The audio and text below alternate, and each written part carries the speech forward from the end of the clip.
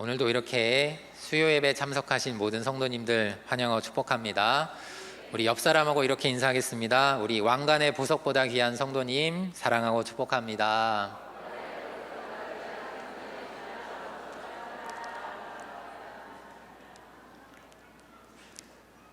네, 이렇게 환하게 인사하시는 모습이 참 보기가 좋습니다. 이렇게 아름다운 고백과 축복을 항상 입에 달고 사시는 여러분들이 되시기를 바랍니다. 여러분, 요즘은 이제 인기가 좀 시들해졌지만 조기 교육이라는 말이 한참 이슈였던 때가 있었습니다. 한국이 교육률이 참 높고 그리고 좋은 대학을 가기 위해서 이제 경쟁이 치열하기 때문인데요. 어려서부터 영어를 배우면 언어의 습득과 그 언어를 사용하는 데 도움이 된다라고 해서 조기 교육을 하고, 또 수학과 논리를 어려서부터 가르치면 이 논리적인 사고가 발달한다고 해서 조기 교육을 합니다. 여러분, 이 4살 때부터 피아노를 친 아이와 10살 때부터 피아노를 배운 아이, 누가 더 피아노를 잘 칠 수 있을까요? 그리고 또 4살 때부터 축구공을 찬 아이와 10살 때부터 축구공을 찬 아이, 누가 더 축구를 잘할까요? 생각해보면 어려서부터 친숙한 것을 더 잘할 수 있겠다라는 생각이 들죠. 이렇게 어려서부터 무언가를 배우면 그것에 아주 친숙해지고, 그래서 어른이 되어도 최고의 성과를 아주 익숙한 것이기 때문에 낼 수 있다라는 것이 조기 교육의 원동력이었습니다. 근데 요즘은 이제 어린 시기에 과도하게 학습을 많이 하면 부작용이 있다라는 걸 알게 됐어요.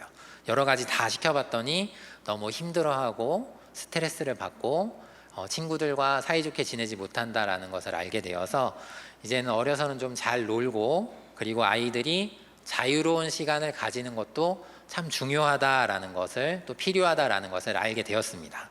그래서 이제는 가정마다 이제 균형을 잡고 중요하게 여기는 것을 골라서 교육을 합니다. 여러분, 한번 생각해 보시길 바랍니다. 내 자녀, 내 손주에게 딱 하나만 조기 교육을 할 수 있다면 어떤 과목을 어려서부터 가르치고 싶으십니까? 아멘. 네. 자, 1번입니다. 자, 내 자녀, 내 손주는 영어를 가르쳐서 어디를 가든지 술술술 말하게 하겠다. 나는 외국인 앞에서 긴장돼서 또 떨려서 배운 것도 제대로 말 못하고 그랬지만 내 자녀는 아주 당당하게 누구든지 만날 수 있게 해주겠다라는 게 1번이고, 자, 2번, 내 자녀, 내 손주는 수학과 국어를 잘 가르치겠다. 나는 중간에 수학을 포기했지만 내 자녀들은 수학과 국어에서 월등한 실력을 가지게 하겠다. 이게 2번이고요. 3번은 내 자녀, 내 손주가 예체능을 미리 할 수 있도록 해주겠다. 그래서 정명훈, 장한나 같은 세계적인 음악가가 되게 하고, 또 손흥민 같은 운동선수가 되게 하겠다. 이런 생각을 해볼 수도 있을 것입니다. 그리고 여러분 이미 맞추셨는데 4번이 있습니다. 나는 내 자녀, 내 손주에게 성경을 어려서부터 가르치겠다. 그래서 다윗과 다니엘 같은 사람으로 키우겠다라고 우리가 생각할 수 있습니다. 여러분, 이미 대답하셨는데 4번이시죠? 아멘. 여러분, 세상을 살아가는 데 있어서 가장 중요한 것은 세상을 올바르게 바라볼 수 있는 시각입니다. 여러분, 그 시각을 성경을 통해서 가르치는 성도님들 되기를 축복합니다. 자, 오늘은 이제 성경 왜 5세부터인가 라는 제목으로 이 통성경 말씀을 나누도록 하겠는데요. 5가지 포인트를 가지고 오늘 말씀을 좀 나누도록 하겠습니다. 오늘의 첫 번째 포인트는 디모데와 사두개파입니다. 언뜻 보면 연관이 되지 않는 두 부류인데, 이 사두개파는 이스라엘을 다스리는 정치 또 종교의 엘리트 집단이었습니다. 그래서 이스라엘 당시에 예수님 당시에 이스라엘이 로마 제국에게 지배를 받고 있는데도 귀족의 대우를 받으면서 성전을 중심으로 큰 권력을 누리는 무리가 바로 이 사두개인이었습니다. 사두개인은 근데 어떻게 될 수 있냐면 공부하고 시험을 봐서 될 수 있는 것이 아닙니다. 사두개인의 자녀로 태어나면 사두개인이 되는 거예요. 여러분, 그래서 재력과 명예와 권력을 다 가진 것이 이 사두개인들입니다. 근데 성경을 보면 이 사두개인들이 좋은 사람으로 나올까요? 나쁜 사람으로 나올까요? 잘 모르십니까? 나쁜 사람으로 나옵니다. 이 사두개인들은 제사장 사두개 후손이라고 여겨지기도 하는데요. 이 실제로 사두개인이라는 말은 BC 164년에 이 마카비 혁명 때부터 등장하기 시작합니다. 이 제사장 사독을 먼저 살펴보면 다윗 시대 때 있었던 훌륭한 제사장입니다. 사독이 제사장인데 압살롬이 반란을 일으켰을 때 다윗을 도와서 다윗이 잘 피했다가 돌아올 수 있도록 사독이 도와주었고요. 또 그 아들 솔로몬이 왕위를 계승할 때도 나단 선지자와 함께 솔로몬을 지지하고 도와주는 이스라엘을 안정되게 하고 나라를 잘 세우는 귀한 역할을 감당을 합니다. 그리고 이제 에스겔 선지자는 이 사독의 자손들이 성전에서 봉사할 것에 대해서 이제 선포를 하고 있는데 말씀을 한 구절 볼게요. 에스겔서 44장 15절의 말씀입니다. 에스겔서 44장 15절 말씀 함께 있습니다. 이스라엘 족속이 그릇 행하여 나를 떠날 때에 사독의 자손 레위 사람 제사장들은 내 성소의 직분을 지켰은즉 그들은 내게 가까이 나와 수종을 들되 내 앞에 서서 기름과 피를 내게 드릴지니라. 주 여호와의 말씀이니라. 아멘. 때가 되면 이 사독의 자손 레위 지파 사람들이 하나님 앞에 여호와 앞에 예물을 드릴 것이다, 제물을 드릴 것이다라고 그렇게 선포하고 있는데, 이렇게 훌륭했던 사독의 가문 또 그 후손이 되는 사두개인들이 왜 이렇게 변하게 되었을까요? 부패하게 되었을까요? 그들의 가르침이, 그들의 교육이 잘못되었기 때문입니다. 제가 PPT를 하나 준비했는데요. 좀 보여주시겠어요? 예. 자, 이 사두개파는 종교 지도자들인 대제사장과 제사장 그룹들, 권력자들, 아주 힘이 있는 그룹이었습니다. 근데 첫 번째 특징이 뭐라고요? 부활이 없다라고 믿었습니다. 왜 그렇게 믿었냐면 그들이 모세 오경만 인정하고 나머지 구약 34권은 인정하지 않았기 때문이에요.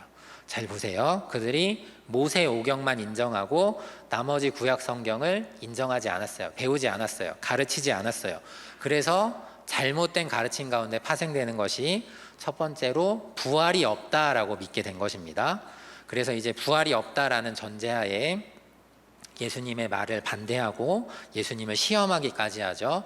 이 부활 때에 계대 결혼법으로 인해서 7명이나 되는 남편을 거느렸던 아내는 도대체 누구의 아내가 됩니까? 라고 이렇게 물어보면서 예수님을 시험하기까지 하는데, 그리고 이제 또 어떻게 되냐면 위선적인 삶을 살게 되고 예수님을 십자가에 못 박는 주도적인 세력이 되고 말았습니다.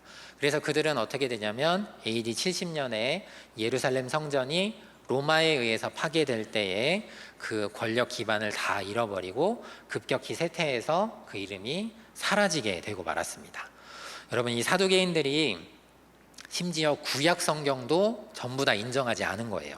모세가 기록한 모세 오경만 기록한 거예요. 인정한 거예요. 그래서 애초에 다른 성경을 인정하지 않았기 때문에 제대로 된 교육을 할 수가 없었습니다. 그렇게 잘못된 교육으로 인해서 잘못된 결과들이 따라오는 겁니다. 부활을 믿지 않고 예수님이 오셨는데도 예수님을 받아들이지 못하고 예수님을 반대하고 십자가에 못 박는데 앞장서게 된 것입니다. 그들은요, 부활이 없다고 믿었기 때문에 이 땅에서의 삶이 전부다라고 생각했어요. 이 땅에서 잘 되면 복을 받은 것이고 이 땅에서 잘 되지 않으면 복을 받지 못했다라고 그렇게 생각을 했습니다. 예를 들어서 이제 예수님이 오셔서 말씀을 전하시는데 심령이 가난한 자는 복이 있나니 천국이 저희 것임이라, 이렇게 산상수훈의 그 팔복의 말씀을 전할 때에 그들은 전혀 이해할 수가 없었습니다. 왜냐하면 복은 살아있는 동안에 받아야 되는 것이기 때문입니다. 그래서 결국 이 사두개인들이 예수님을 십자가에 못 박는데 앞장서게 되고 죄를 용서하는 대제사장의 직분을 맡은 자, 이 가야바가 무죄한 예수님을 십자가에 못 박히게 하는데 일조하는 그 역할을 감당하게 됩니다. 이렇게 잘못된 성경의 교육이 잘못된 믿음을 만들고 이 잘못된 믿음이 예수님을 몰라보게 하는, 그리고 예수님을 십자가에 못 박는 길로 이어지게 된 것입니다. 여러분, 교육이 얼마나 중요한지 아시겠죠? 굉장한 가문이었고 권력과 재물과 명예를 다 가지고 있었지만 이렇게 나쁜 일에, 예수님을 십자가에 못 박는 일에 쓰임 받고, 그리고 영원할 줄 알았던 그들의 권력이 성전이 파괴되면서 완전히 몰락해 버리는 길로 이어지게 된 것입니다. 말씀을 한 구절 더 보겠는데요.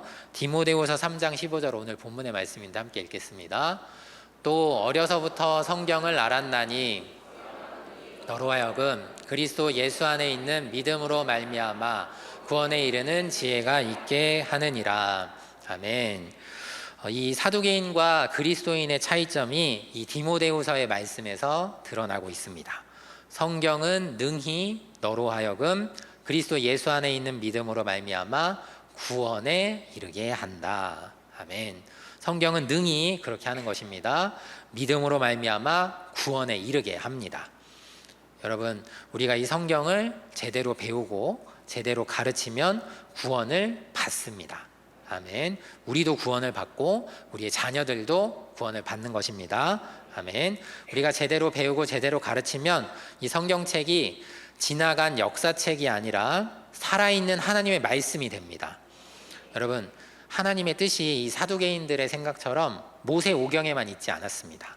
하나님의 구원이 애굽 땅에서 이스라엘을 건져내고 가나안 땅에 이스라엘을 세워서 거기 멈추지 않았습니다. 그러므로 너희는 가서 모든 민족을 제자로 삼아 아버지와 아들과 성령의 이름으로 세례를 베풀어라 라는 그 예수님의 말씀처럼 그 하나님의 뜻과 그 마음은 모든 민족을 향한 것입니다. 여러분, 성경에 담긴 하나님 아버지의 마음을 깨닫고 모든 민족을 품는 사람이 되시기를 바랍니다. 참된 그리스도인, 복음을 전하는 자가 되기를 축복합니다. 이 일을 위해서 어려서부터 자녀들에게 성경을 가르치는 성도님들이 되기를 축복합니다. 아멘. 우리 두 번째 포인트를 보겠는데요. 우리 함께 읽도록 하겠습니다. 5세에 시작하는 세 가지 큰 그림 그리기. 이 아이가 5세가 되면, 5살이 되면 그때부터 아이들은 이제 감정을 통제할 줄 알게 되고 자신감도 생기고 또 사람과의 신뢰와 유대 그리고 책임감도 형성이 됩니다. 그래서 이 아이들이 5살이 되면 부모를 통해서 배우고 그 배운 것을 익히게 됩니다. 그러니까 이제는 성경을 가르쳐주면 그 성경을 배우고 성경을 기억할 수 있게 되는 것입니다. 그래서 어려서부터 우리가 성경을 가르쳐야 하는 것입니다. 성경은 이제 반복해서 자녀에게 성경을 가르치라 라고 말하고 있는데요. 오늘 함께 읽은 본문이었던 디모데후서가 그렇고 어려서부터 가르쳐라 라고 말씀하고 있죠. 그리고 신명기 11장의 말씀도 우리에게 똑같이 가르쳐 주는데 너희의 자녀에게 가르치라 라고 말합니다. 우리 신명기 11장 19절의 말씀을 한번 같이 읽어보겠습니다. 아멘. 여러분, 이렇게 반복해서 이야기한다라는 것은 중요하다라는 뜻입니다.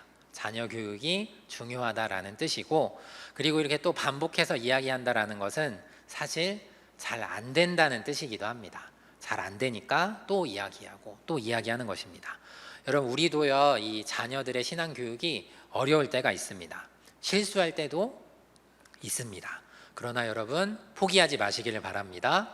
끝까지 자녀를 위해서 성경을 가르치고 그 자녀들을 또 가르치시기를 바랍니다.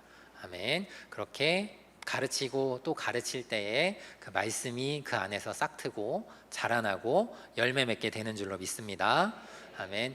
여러분, 한번 따라해 주시기를 바랍니다. 모든 성경을 모든 민족에게 모든 가정에서 5살 때부터, 우리 PPT를 준비했는데요. 저기 보면 왼쪽에 모든 성경을 이라고 되어 있죠. 우리 그 중에 첫 번째와 네 번째 말씀을 한번 같이 읽어보도록 하겠습니다. 내가 율법이나 선지자를 폐하러 온 줄로 생각하지 말라. 폐하러 온 것이 아니오 완전하게 하려 함이라. 네 번째입니다.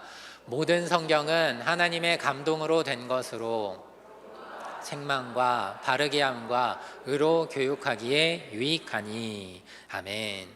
여러분, 사두개인처럼 모세 오경만 믿거나 그리스도인이라고 해서 신약 성경만 읽는 것이 아닙니다. 모든 성경이 유익한 것입니다. 여러분, 성경 전체를 통으로 가까이 하시기를 바랍니다.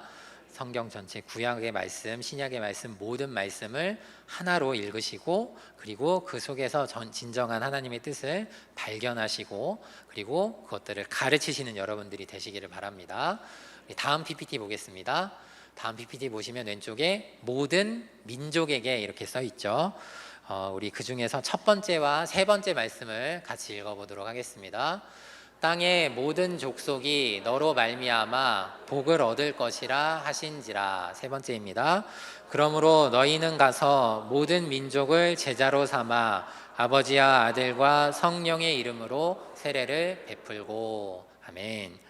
여러분, 이 유대인들처럼 자기들만, 유대 민족만 선택받았다고 하나님의 뜻을 오해해서도 안 됩니다.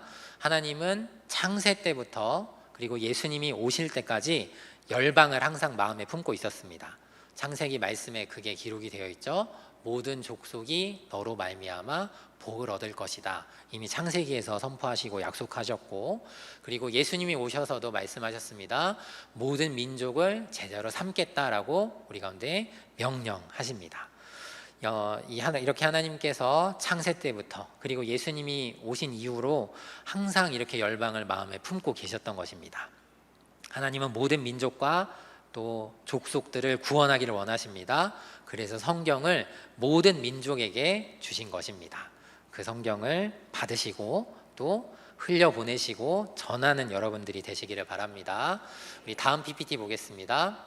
자, 모든 가정에서라고 되어 있는데요. 우리 그 중에 첫 번째와 두 번째 말씀을 같이 읽도록 하겠습니다. 그 아들 이삭이 난 지 8일 만에 그가 하나님이 명령하신 대로 할례를 행하였더라. 너희 각자가 어린 양을 취할지니 각 가족대로 그 식구를 위하여 어린 양을 취하되. 아멘. 여러분, 요즘은 개인주의 사회가 되어서 이 가정이라는 공동체의 역할이 좀 약해졌지만 여러분, 신앙은 가족이 함께 공유하는 유산입니다. 여러분, 태어난 지 8일 된 아이가 뭘 알겠어요?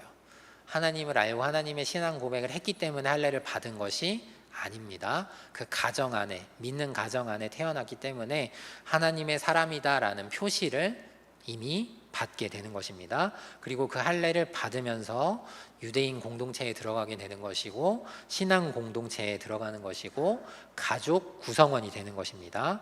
그리고 6월절에 어린 양을 잡을 때에 가족이 함께 모여서 각자 그 숫자대로 어린 양을 잡았습니다.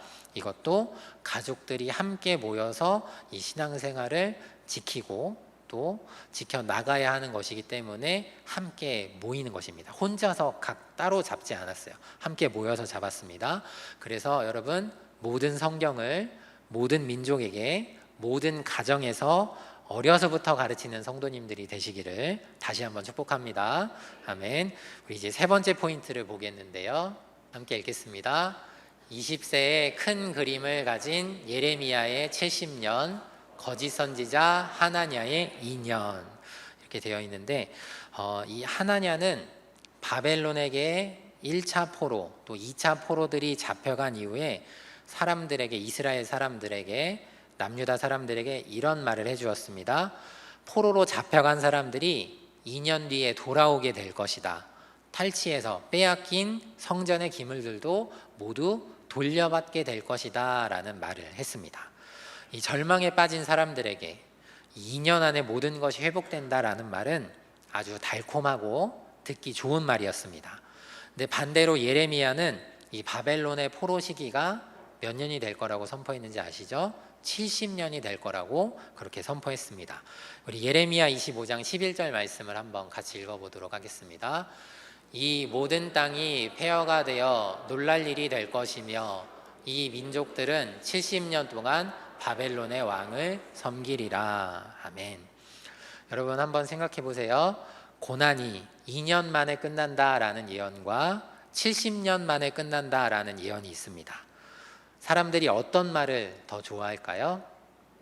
네, 짧은 것, 2년 만에 끝난다라는 말을 좋아하고 그 하나냐 선지자를 지지했습니다. 하나냐를 사람들이 좋아하고 예레미야는 싫어했습니다. 하지만 하나님께서 누구에게 말씀하셨습니까? 예레미야에게 말씀하셨습니다. 그리고 그 예레미야가 선포한 대로, 예레미야가 예언한 대로 이루어지게 하셨습니다.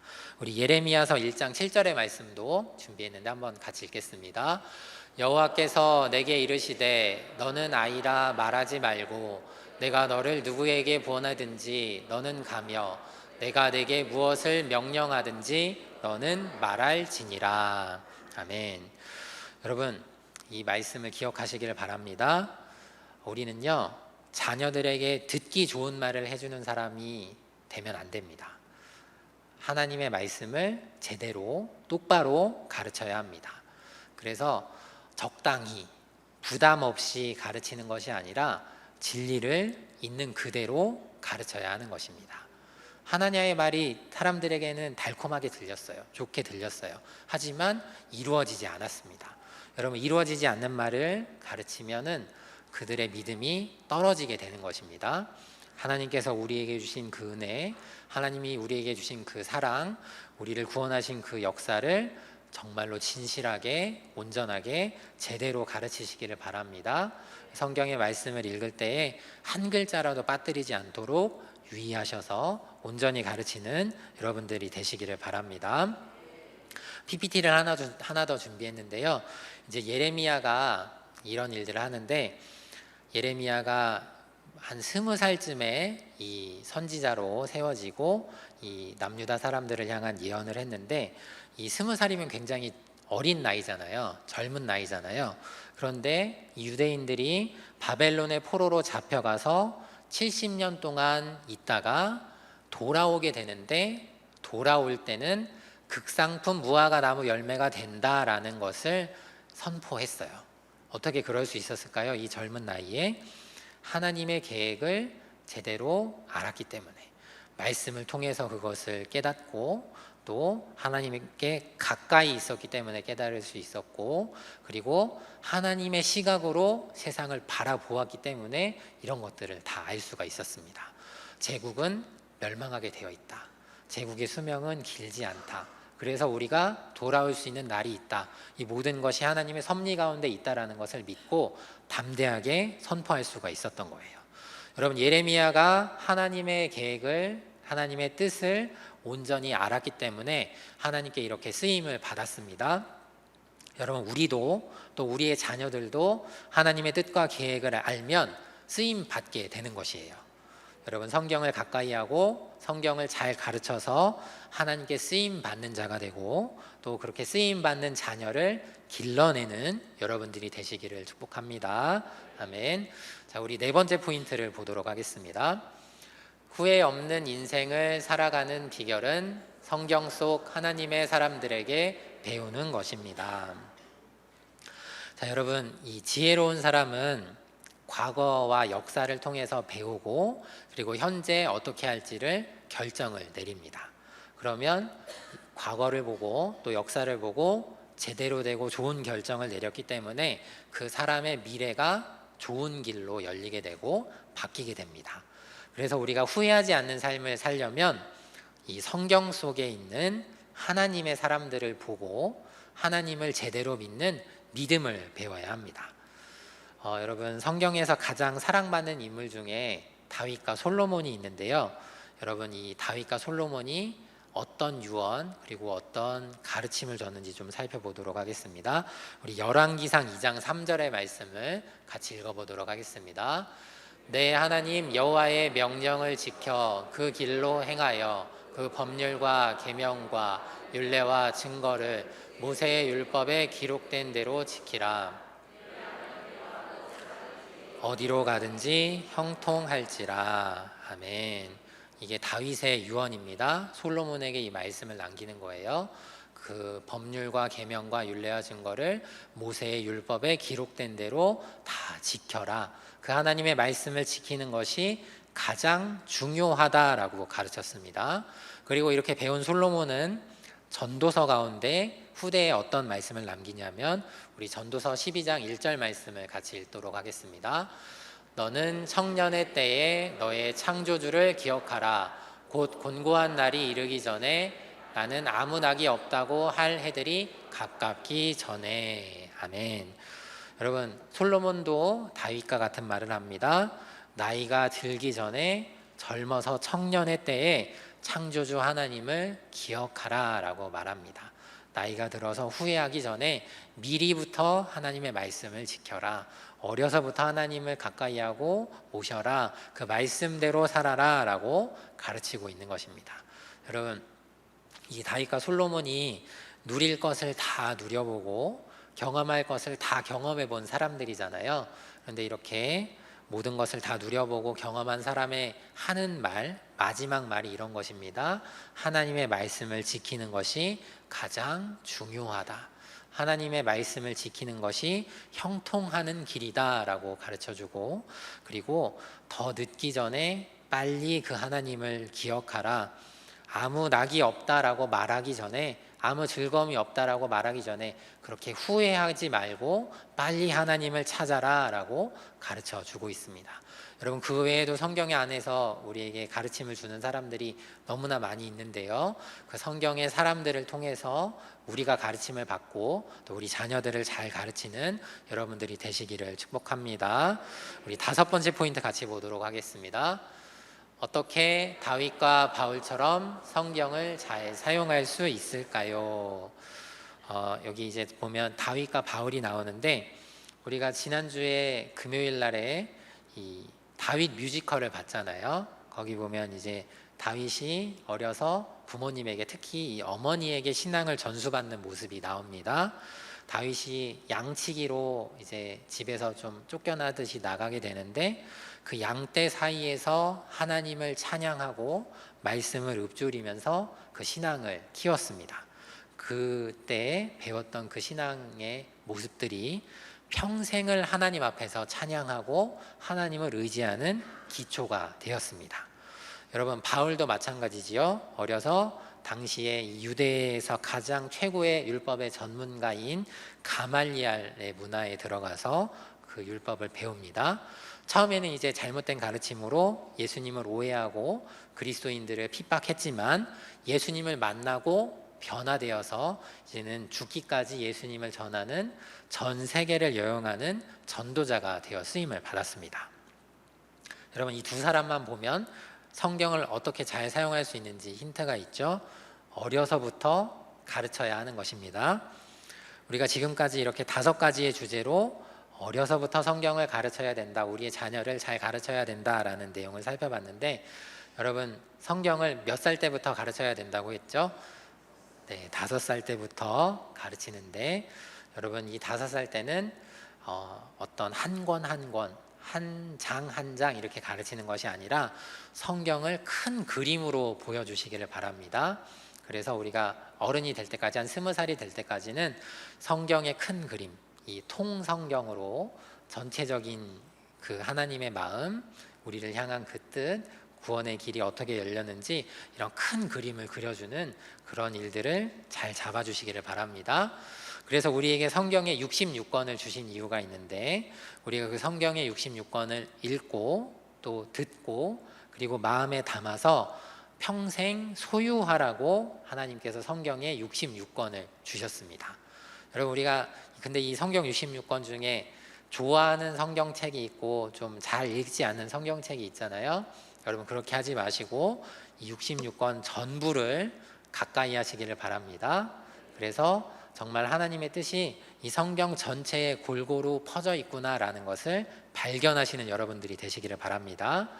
그리고 이제 자녀에게 성경을 가르치는 이제 팁을 우리 조명 박사님 주셨는데, 성경의 큰 그림을 이제 설교가 아니라 이야기로 가르쳐 주어라, 이런 얘기를 하셨어요. 그래서 여러분, 우리가 설교 들으면 금방금방 잊어버리잖아요.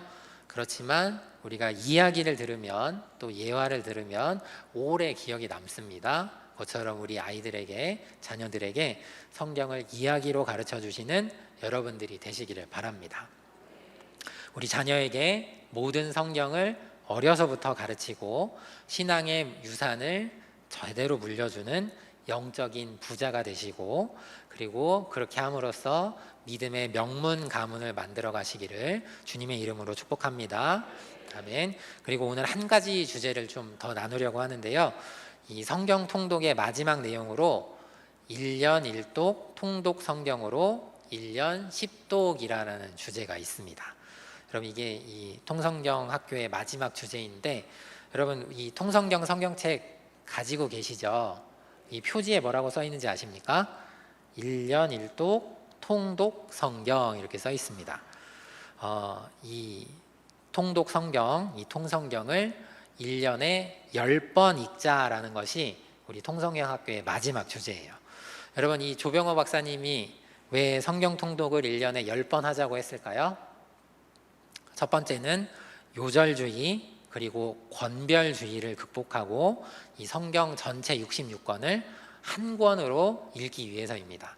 우리가 지금까지 살펴봤듯이 그냥 어느 한 구절, 한 장에 매이지 말고 성경 전체에서 하나님의 뜻을 발견하자라고 했잖아요.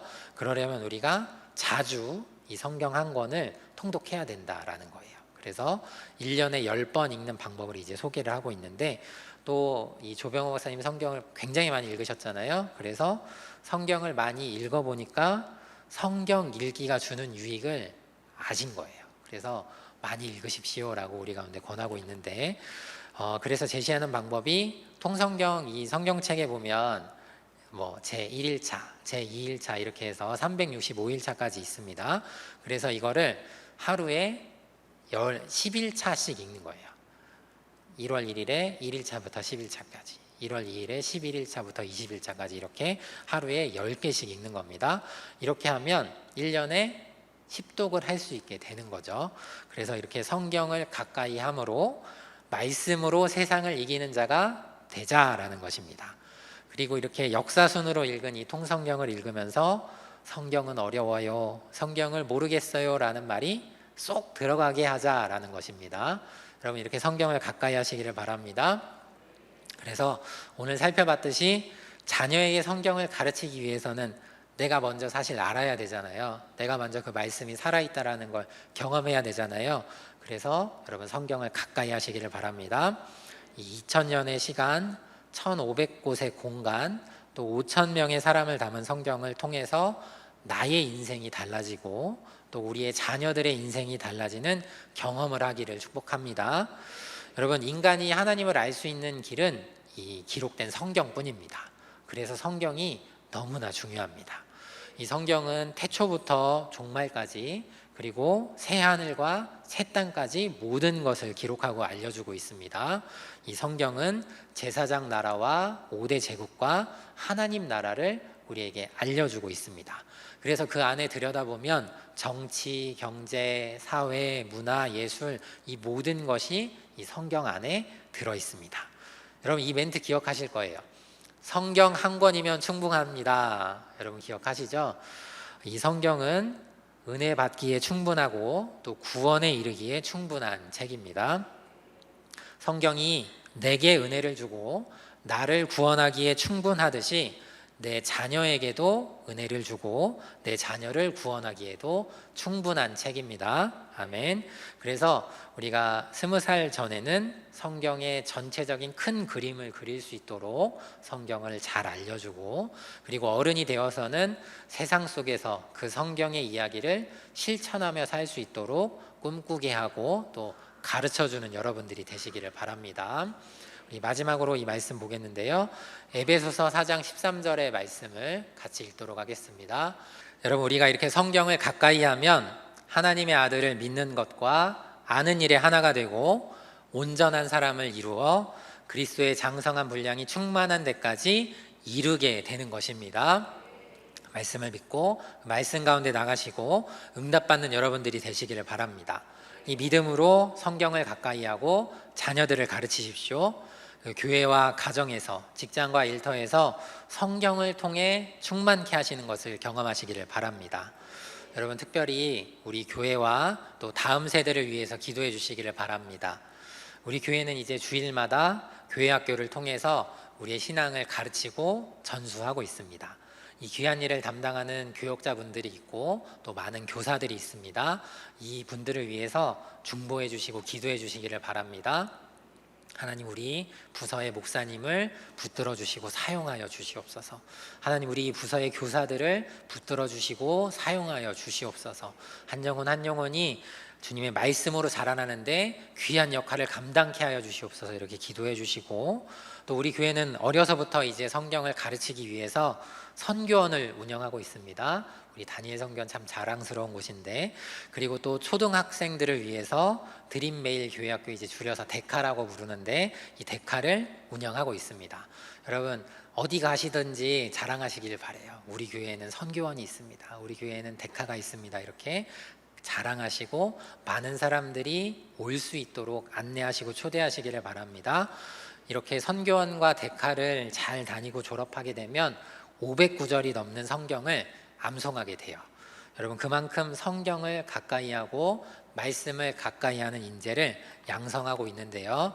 우리 선교원과 데카를 위해서도 기도해 주시기를 바랍니다. 그럼 우리 자녀들이 잘 자라나게 될 것입니다. 여러분 교회에 안 오고 영어 단어 500개, 또 수학 공식 500개를 더 외운 친구들이 잘 될 것인가? 아니면 이렇게 교회에 오고 선교원에 오고 데카에 와서 성경 구절 500개를 외운 친구들이 잘 될 것인가? 한번 믿음의 눈으로 바라보시고, 여러분 저는 참 기대가 됩니다.